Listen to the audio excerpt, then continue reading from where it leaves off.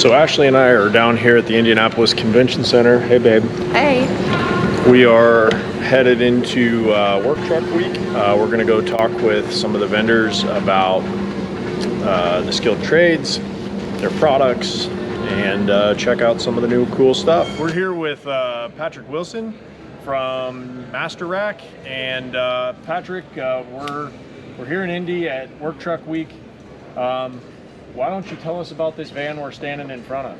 Yeah, this is one of the partnerships that we have with Masterack and JB Poindexter. We're part of the JB Poindexter group, which includes Morgan Olson, Lear, Redding, and also EAVX.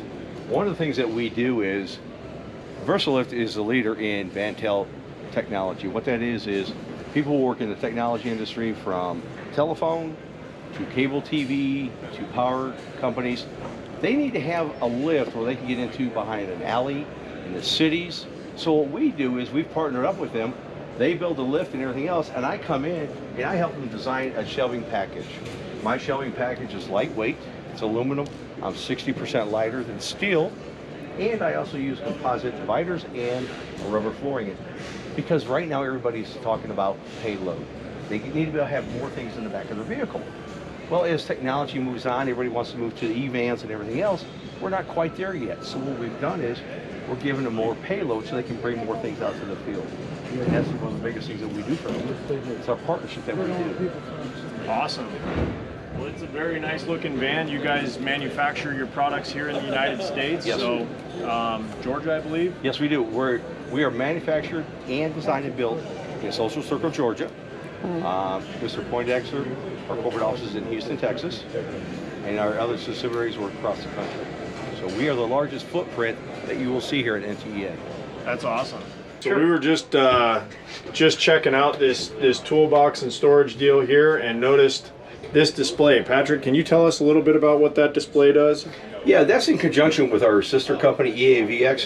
What that is when you press this here, you can turn your lights off, you can turn your lights on, you can unlock your cabinet down here by just pressing the unlock. You can lock it, and if you look back here, I have a splicing table for fiber optics in there. This will fold down. If you look over here on the display, it lets you know that the table's down. Also up top, I have my ladder rack, and if the ladder rack happens to not be stowed properly, it'll give you an indication here, this here, plus also inside on the dash, saying, hey, guess what? You can't drive off yet because your ladder rack's not stowed properly. One of the other features that goes with this here is, if you have high dollar equipment, you put a GPS on it, it ties into this system, and let's say for some reason you left it sitting out here, and you drive off, it's going to let you know that, hey, guess what? You need to stop and go get your piece of equipment. Or you drive off and then realize, oh my goodness, I didn't pay attention to this here. Where was it at? You can look at it and tell you where it was last located at. Man, that is super handy. I wish we would have had something like that a lot of times in the past. Yes, tell me about it, because when I was at Time Warner Cable as a manager, I wish I'd had it, because when you got test equipment that's $2,000 or $3,000, and these guys leave it at a job site, and somebody comes along and picks it up thinking, oh man, I can go sell this, now you've lost it.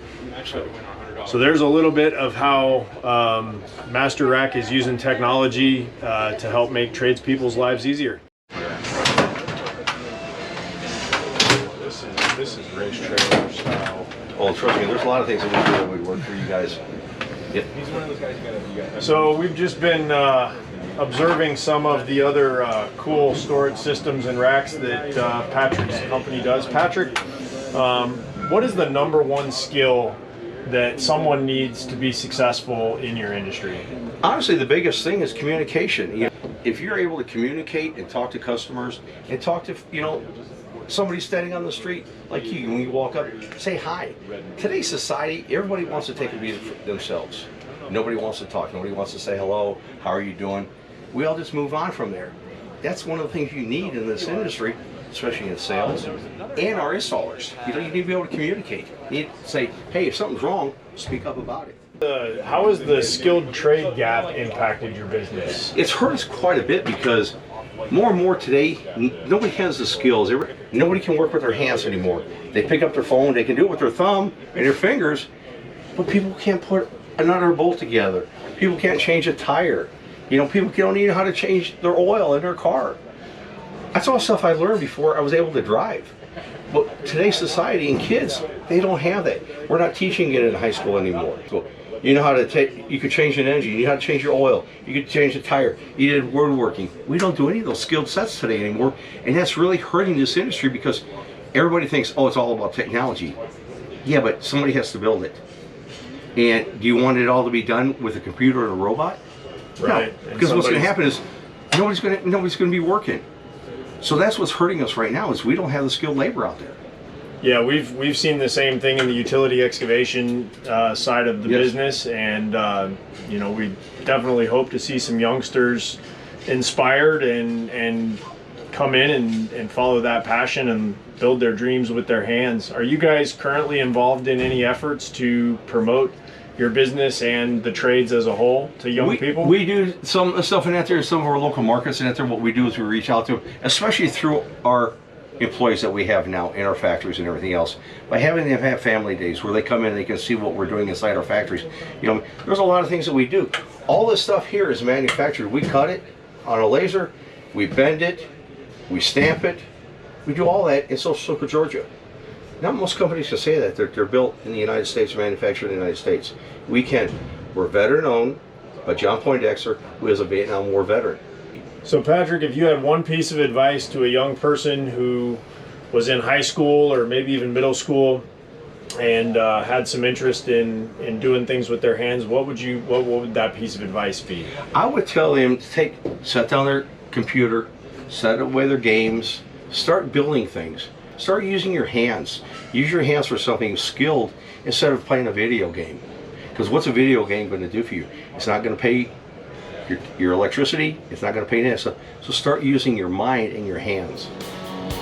Well, I appreciate your time today, Patrick. You guys make some awesome stuff, and we definitely enjoyed having a quick conversation. Yes.